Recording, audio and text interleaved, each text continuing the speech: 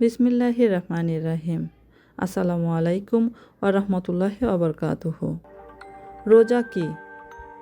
রোজা বা সিয়াম হলো ফজরের সত্য উদয় থেকে সূর্য অস্ত পর্যন্ত আল্লাহর সন্তুষ্টির উদ্দেশ্যে নিয়তসহ পানাহার, রোজা ভঙ্গকারী কাজ থেকে বিরত থাকা। রোজা শুধু না খেয়ে থাকা নয়, এটি তাকওয়া, আত্মসংযম ও আল্লাহ ভীতির শিক্ষা। কুরআনে আল্লাহ তাআলা বলেন, হে ঈমানদারগণ, তোমাদের উপর রোজা ফরজ করা হয়েছে, যেমন তোমাদের পূর্ববর্তীদের উপর ফরজ করা হয়েছিল, যাতে তোমরা তাকওয়া অর্জন করতে পারো।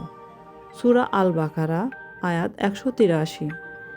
এই আয়াত আমাদের শেখায় যে রোজার মূল উদ্দেশ্য শুধু ক্ষুধা পিপাসা সহ্য করা নয়, বরং তাকওয়া অর্থাৎ আল্লাহ ভীতি অর্জন করা।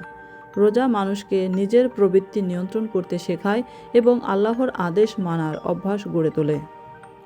রাসূলুল্লাহ সাল্লাল্লাহু আলাইহি সাল্লাম বলেছেন, যে ব্যক্তি ঈমানের সঙ্গে এবং আল্লাহর কাছে থেকে সওয়াবের আশা রেখে রমজানে রোজা রাখে, তার পূর্বের গুনাহসমূহ ক্ষমা করে দেওয়া হয়। সহিহ বুখারী হাদিস 38। এই হাদিসে দুইটি শর্ত উল্লেখ করা হয়েছে: 1. ঈমানের সঙ্গে রোজা রাখা, 2. শুধু আল্লাহর সন্তুষ্টি ও সওয়াবের আশায় রোজা রাখা। যদি এই দুই শর্ত পূরণ হয়, তবে আল্লাহ বান্দার পূর্বের ছোট গুনাহগুলো ক্ষমা করে দেন। বড় গুনাহের জন্য আলাদা তওবা করা আবশ্যক। একজন মুসলিমের উচিত আন্তরিকভাবে নিয়ত করা, সময় মতো সেহরি খাওয়া, ফজরের পর থেকে সূর্যাস্ত পর্যন্ত পানাহার ও রোজা ভঙ্গকারী বিষয় থেকে বিরত থাকা, 5 ওয়াক্ত সালাত, কোরআন তেলাওয়াত, দোয়া ও জিকিরে মনোযোগ হওয়া, সূর্যাস্তের সঙ্গে সঙ্গে ইফতার করা, মিথ্যা, গীবত, ঝগড়া ও অশ্লীল কথা থেকে বিরত থাকা। রাসূলুল্লাহ সাল্লাল্লাহু আলাইহি সাল্লাম বলেছেন, জান্নাতের রায়্যান নামে একটি দরজা রয়েছে, রোজাদাররা সেই দরজা দিয়ে প্রবেশ করবে। রেফারেন্স সহিহ বুখারী। রোজার সবচেয়ে বড় শিক্ষা হলো তাকওয়া। তাকওয়া অর্থ আল্লাহকে ভয় করা, তার আদেশ মেনে চলা এবং গুনাহ থেকে দূরে থাকা। যখন একজন রোজাদার সারাদিন ক্ষুধা ও তৃষ্ণা সহ্য করে, তখন সে নিজের প্রবৃত্তি নিয়ন্ত্রণ করতে শেখে। মিথ্যা, গীবত, প্রতারণা, রাগ, অন্যায়, অনাচার থেকে সে নিজেকে বিরত রাখার চেষ্টা করে। এইভাবেই রোজা একজন মানুষকে আত্মসংযমী, ধৈর্যশীল এবং আল্লাহ ভীরু করে তোলে।